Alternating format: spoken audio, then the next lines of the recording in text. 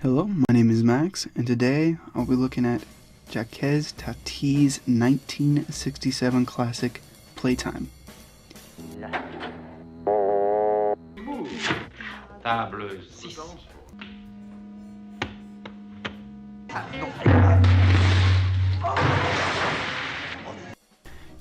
Jacques Tati was one of the last great silent comedians, and in his films used every visual sense of comedy that you couldn't with a modern comedy to express his jokes and styles.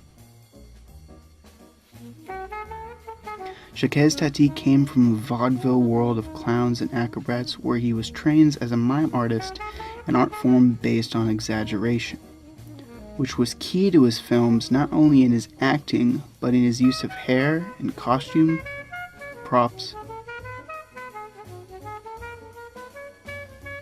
and lighting and color. Jacques Tati was so key on these aspects that for Playtime he made a large and engrossing set. But if I were to choose the best scenes in the film, one would be the scene where Mr. Hewlett, Jacques Tati's character, is searching for the man through the large office buildings. Also the dinner scene, and the window smoking scene. A small, short scene, but a very key to his style.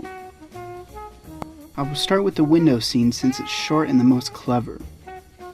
First, we get our setup of this character, walking towards the window. We get this setup of our character wanting something from the man who helps out in the building. That's our observation.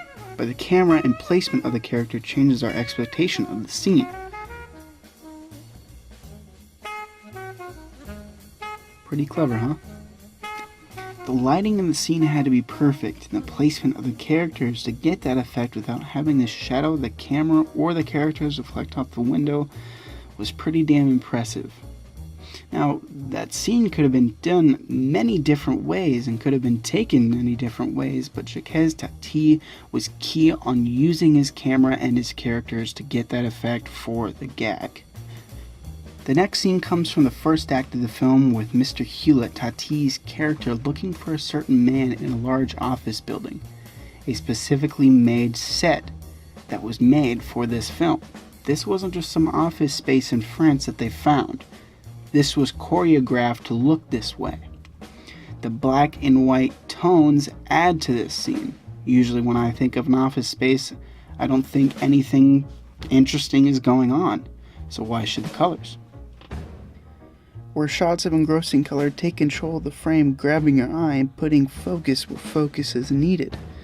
Much like the character that Tati's Mr. Hewlett is looking for in the office space is painted with a blue binder. Pretty easy to guess where and when he will be, but Tati's character still can't get to him. A very clever way to keep the audience's eyes moving as well as the characters in the frame is a neutral background. Another key part of the scene is the way Mr. Hewlett is dressed. Since he has such a tall demeanor, they put him into a large overcoat, giving his character a mysterious look. His umbrella to me says that he's cautious and patient. But what makes this scene so great is that he isn't calm or patient. He's running around, trying to find out where this man in the gray-colored office building is, frantically moving back and forth through a beautiful set that complements the camera so well. What makes this scene so great is Tati's ability to choreograph meaning through movement in the set, and in the scene's chaos. The next scene I will look at in this film is the dinner scene at the Royal Garden, a newly opened restaurant. This 48-minute scene, I feel, takes every key point that I brought up before, with color, props, and placement of character, as well as costume. A key thing to notice in this scene is we know something new is going on. There are millions of different kinds of colors and character placements that are going on in this scene, a bubbling chaos. Compared to the scenes before, we get these gray neutral tones of well-placed characters. Not very interesting. Now, the fact that this restaurant has just opened is key to the scenario that will take place, because just about anything that can go wrong will go wrong. a scene of expertly controlled chaos.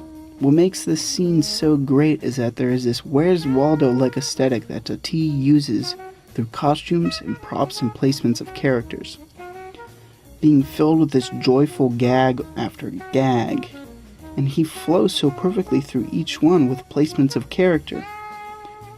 These characters wouldn't work if any of them didn't look unique and different, or else they would just blend in the background without having our eyes go all over the place to enjoy the gag. Through that, a costume can tell us everything we need to know about the scenario and the characters, allowing the gag to repeat over and over. That's what makes Tati's stylized comedy so great, is that every bit of color, costume, and character works off one another. Thank you, Tati. Until next time.